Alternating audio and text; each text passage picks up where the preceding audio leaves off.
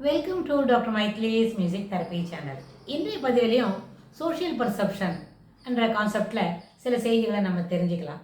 சென்ற பதிவில் பார்த்தோம் நம்மளோட இன்டெலிஜென்ஸ், மோட்டிவ்ஸ், நாலெட்ஜ், இன்வால்மெண்ட் எல்லாமே நம்மளோட சோஷியல் பர்செப்ஷனில் ஒரு சின்ன சின்ன பார்ட் வகிக்கும் அப்படின்னு நம்ம சொன்னோம். அது என்ன பார்ட் வகிக்கிறது அப்படின்னு சொன்னால் கல்ச்சுரல் இன்ஃப்ளூயன்ஸ் இருக்கும். நம்மளுக்கு எதை பார்த்து பழகணும் அப்படின்னு சொன்னால் நம்மளோட கல்ச்சுரல் இன்ஃப்ளூயன்ஸ்.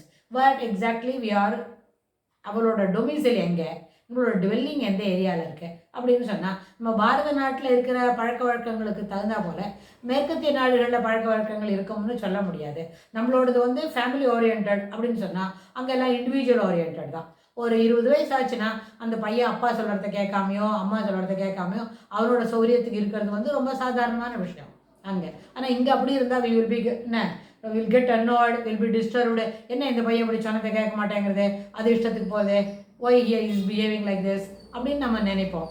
ஆனால் நம்மளோட கல்ச்சரலில் எல்லாரும் பெரியவங்க சொல்கிறத கேட்கணும், give respect to elders, speak politely, take things lightly அப்படியெல்லாம் சொல்லிக் கொடுப்போம். அவங்க வந்து எந்த கான்சிக்வன்ஸும் நினைக்காம அதனோட என்ன பின்விளைவுகளை பற்றி யோசிக்காமல் தொடர்ந்து அவங்க அது மேலே போயிட்டு இருக்கணும்னு நினைப்பாங்க.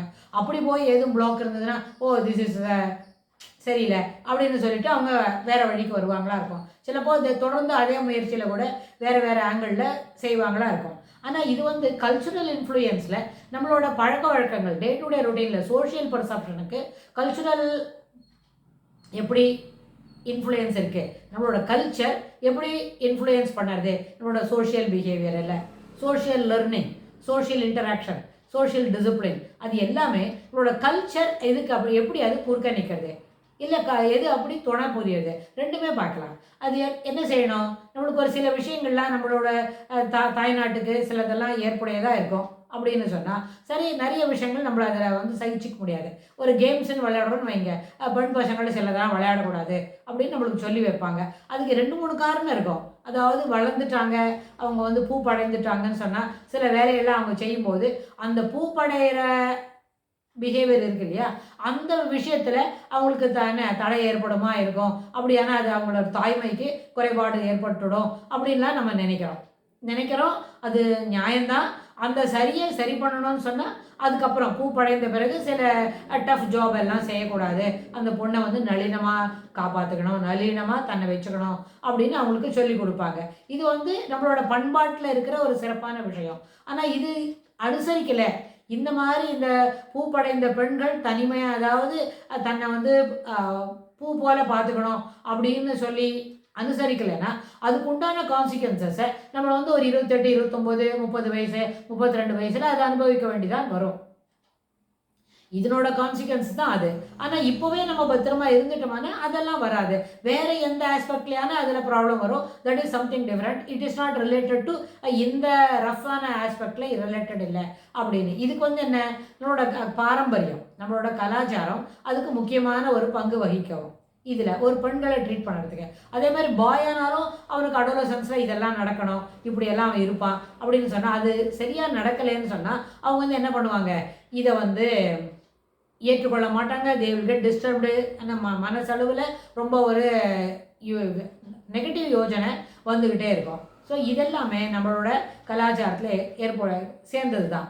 இன்னொரு முக்கியமான விஷயம் என்ன செய்ய முடியும்னு கேட்டால், நம்மளோட அந்த கலாச்சாரத்து பிரகாரம் நம்ம எப்படி ஒரு விளையாட்டை பார்க்குறோம் அப்படின்னு சொன்னால் அதில் வந்து இப்போ நம்மளுக்கு கூட இருக்குது என்ன, நம்மளோட தமிழர்கள் பண்பாடுக்கு தகுந்த மாதிரி இருக்கிற நிறைய விளையாட்டுகள் இருக்குது. நம்மளோட பாரத நாட்டுக்கு ஏற்புடைய சில நிறைய பண்பாடுகள், அதுக்கு தகுந்த விளையாட்டு, அதை எப்படி நம்ம அனுசரிக்கிறோம், அது எப்படி சிறப்பான இது இருக்கிறோம், அதெல்லாம் அது மாதிரி விளையாடிக்கிறோம். ஆனால் இதுவே ஒரு பெரிய குத்துச்சண்டை இருக்குது அப்படின்னு சொன்னால் நம்ம என்ன பண்ண மாட்டோம், அந்த குத்துச்சண்டையை ரொம்ப பார்க்க மாட்டோம்.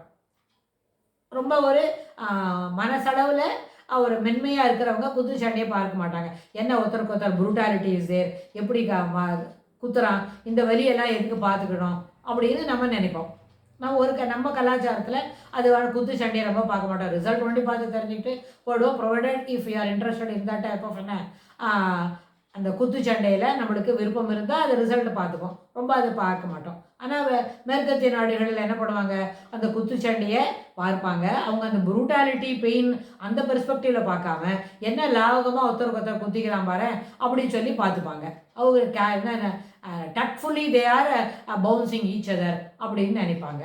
ஸோ அதனால் இந்த விளையாட்டுகளை பார்த்து ரசிக்கிறது கூட நம்மளோட கலாச்சாரம் ஒரு என்ன இருக்கு, it plays a very good role in that, very fit in role. அதை நம்மளுக்கு பார்த்துக்கிறோம். அதே மாதிரி நம்ம பிள்ளைங்களை கூட நம்ம வந்து என்ன வளர்த்துக்கிறோம், முக்கியமாக ஒரு விஷயம் சொல்லுவோம், சோஷியல் சைக்காலஜிஸ்ட்லாம் சொல்லுவாங்கன்னு சொன்னால் சுவாமி கும்பிடுறது, ப்ரேயர், இந்த ரிலிஜன் ஃபாலோ பண்ணுறது, அது கூட it comes under social learning as a part of social பெர்ஸ்பெக்டிவில், சோஷியல் இன்ட்ராக்ஷனில் அதில் வரக்கூடிய விஷயங்களாகவே நம்ம வந்து சாமியை தொழறதுக்கும் ஆலயம் செல்வது என்ன, அங்கே வந்து சுவாமியை கும்பிடுறது, ஆலயம் தொழுவது சாலவும் நன்று அப்படின்னு தான் நம்மளோட மூதுரைகள்லாம் சொல்லுறது.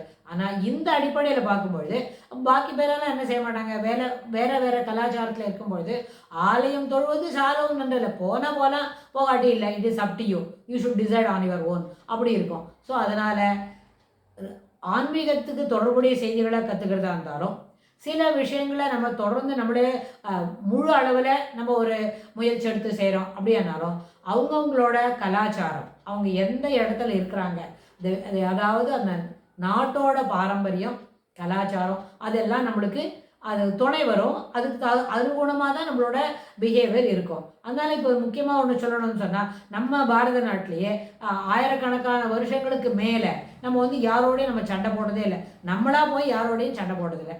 நம்மளோட கூட யாராவது சண்டை போட வந்தாக்க அவங்களுக்கு we will give fit in reply கொடுத்து தான் இருக்குமே தவிர, தனிப்பட்ட முறையில் நம்மளே போய் யாரையோ ஒருத்தரை போய் ஆக்கிரமிச்சுக்கணும், அந்த இடம் நம்மளுக்கு வேணும் அப்படின்னு நம்ம சொன்னதே கிடையாது.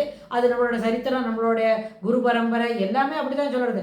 எத்தனை வருஷத்து விஷயங்கள் இருக்குது, அது அத்தனையும் நம்மளுக்கு அப்படி தான் சொல்கிறது. ஆனால் நம்மளால் என்ன பண்ண மாட்டோம், யாரோடையும் சண்டை போடுறதில்ல. அந்த ஆக்கிரமிக்கிற பிஹேவியரை நம்மளோட பாரம்பரியத்திலே இல்லை. அப்படின்னு வரும்போது இந்த சோஷியல் லேர்னிங், சோஷியல் டிஃப்ரென்சஸ் இருக்கலாம், ஆனால் சோஷியல் லேர்னிங் நம்மளை ரொம்ப அளவுக்கு ரிஃபைன் பண்ணும். சோஷியல் லேர்னிங் நம்மளை ரொம்ப அளவுக்கு நம்மளோட மோட்டிவ்ஸு, நம்மளோட பிஹேவியர் அதெல்லாம் வெளிக்கொணரும். அதில் over the period it gets refined அப்படின்ற கருத்து வந்து அசைக்க முடியாதது, நம்மளோட பாரத கலாச்சாரத்துக்கே ஏற்புடையது அப்படின்னு சொல்லி இந்த பதிவை நிறைவு செய்கிறோம். இதுக்கு தொடர்புடைய செய்திகளை வரப்போகிற பகுதிகளிலும் பார்க்கலாம்.